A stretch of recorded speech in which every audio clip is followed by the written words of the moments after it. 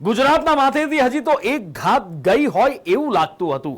જે deep depression બન્યું હતું એ સાયક્લોન બન્યું પણ ગુજરાત પર ન ત્રાટક્યું અને દરિયામાં અરબી સમુદ્ર તરફ આગળ વધી ગયું. લાગતું હતું કે હવે રાહત થઈ જશે પણ ચેતવણી હતી કે હજી પણ મોટી આફત આવી રહી છે ને આખરે એ આફત આવી ગઈ. શ્રાવણમાં સરવરિયા નહીં સાંબેલા ધાર વરસ્યો અને લોકોને હવે એ ચિંતા છે કે આ ચોમાસું પૂરું નહીં થાય ત્યાં સુધી કેવી રીતે જીવીશું. હવામાન શાસ્ત્રી કહી રહ્યા છે ચેતજો, ભાદરવો અને આસો પણ વરસાદી રહેશે. તો ક્યાંક આ વરસાદ તહેવારોની મજા તો નહીં બગાડે? સૌથી પહેલા એ જુઓ કે તહેવારોની મજા બગડશે કે નહીં. ચાર સિસ્ટમના ચક્કરમાં ગુજરાત. ભારે નહીં અતિ ભારે પડશે વરસાદ. વરસાદનું રેડ અને ઓરેન્જ એલર્ટ. ગુજરાતના માથે મંડરાતી 4 જેટલી સક્રિય સિસ્ટમ ભારેથી અતિભારે વરસાદ લાવી રહી છે. ગુજરાતના માથે હાલ depression, offshore trough, monsoon trough અને શિયર ઝોન સક્રિય થતા આકાશમાંથી આફત વરસી રહી છે.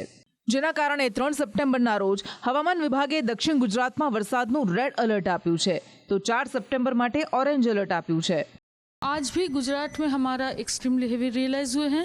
आज हमारा वार्निंग में भी आज के लिए गुजरात रेड अलर्ट के साथ एक्सट्रीमली हेवी रेनफॉल में है. सौराष्ट्र कच्छ में नहीं, सौराष्ट्र कच्छ में ऑरेंज अलर्ट है. इसके चलते हमारा very heavy rainfall Saurashtra Kutch में रहेगी और साथ में साउथ राजस्थान में रहेगी और वेस्ट एमपी में. तो रेड अलर्ट हमारा आज के लिए गुजरात है. कल से ऑरेंज अलर्ट, परसों से येलो अलर्ट, अगले 3 से 4 दिन के लिए. मतलब 3 से 4 दिनों तक अभी और भी गुजरात में बारिश होती रहेगी. 5 से 6 दिन तक गुजरात में अभी आगे बारिश चलती रहेगी. હવામાન નિષ્ણાંત પરેશ ગોસ્વામીની આગાહી છે કે રાજ્યમાં વધુ એક સિસ્ટમ સક્રિય થઈ છે જે 3 થી 9 સપ્ટેમ્બર સુધી ભારે વરસાદ લાવશે. પરંતુ આ વરસાદ ઓગસ્ટ જેવો ભારે નહીં હોય, અતિવૃષ્ટિ નહીં થાય.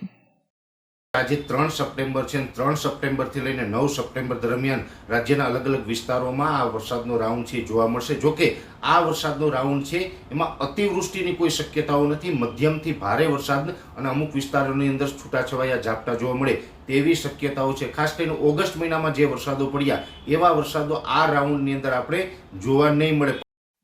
જોકે લોકોને ચિંતા છે કે તેની આગળ શું, આગામી તહેવારોની મજા કેવી રહેશે. કારણ કે હવે આગળ ગણેશ ચતુર્થી આવી રહી છે, ભાદરવી પૂનમ છે, તેના પછી શ્રાદ્ધ અને નવરાત્રિ આવશે, પછી શરદ પૂનમ અને દિવાળી. ત્યારે શું આ તહેવારોમાં વરસાદી વિઘ્ન રહેશે? હવામાન શાસ્ત્રી અંબાલાલ પટેલ કહી રહ્યા છે કે ભાદરવા અને આસોમાં વરસાદી વિઘ્ન રહેશે જે આગામી તહેવારોની મજા બગાડશે. આ વખતે હિન્દુ તહેવારો હોય છે, જૈન તહેવારો હોય છે, પર્યુષણનું પર્વ, આપણા ગણેશ ચતુર્થી અને ત્યાંમાં ભાદરવી પૂનમનો મેળો એટલે વિવિધ મેળાઓ આ અરસામાં હોય છે. એટલે ત્યાંમાં પણ વરસાદી ઝાપટા વરસાદ થવાની શક્યતા રહે છે. ભાદરવી પૂનમ પછી શ્રાદ્ધમાં પણ વરસાદ થવાની શક્યતા રહે છે. તારીખ 21, 22, 23, 24, 25માં લગભગ હળવા ભારે વરસાદી ઝાપટા પડવાની શક્યતા રહે છે.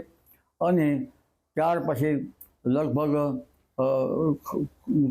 જે ભૂર પવનનું દોર આવશે અને તારીખ 26 સપ્ટેમ્બરથી 5 ઓક્ટોબર વચ્ચે પણ ગાજવીજ સાથે કેટલાક પણ વરસાદ થવાની શક્યતા રહે છે. અને આસો માસમાં પણ હવે વાદળ વાયુ રહેવાની શક્યતા રહે છે.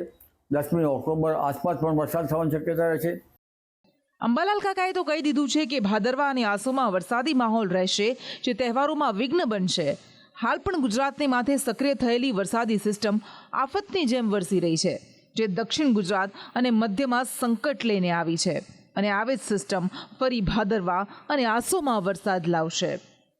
બ્યુરો રિપોર્ટ, સંદેશ ન્યૂઝ.